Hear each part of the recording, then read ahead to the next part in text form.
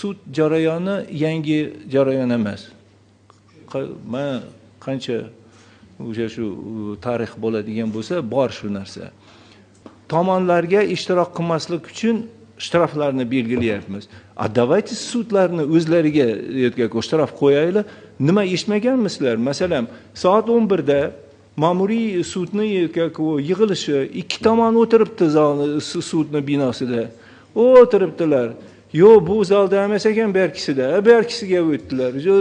Soat 1gacha o'tirdilar. Yo, sudya bugun bo'shamabdi, yana bir ertaga soat 11 da. Давайте shtraf qo'yaylik sudlarga. Men shu qonun bilan birgalikda. Yo, tomonlama kelmasa, jarayon uzayar ekan, tomonlarga давайте jarima qo'yaylik. А суд aybdori bilan что, они какие цветы, что ли?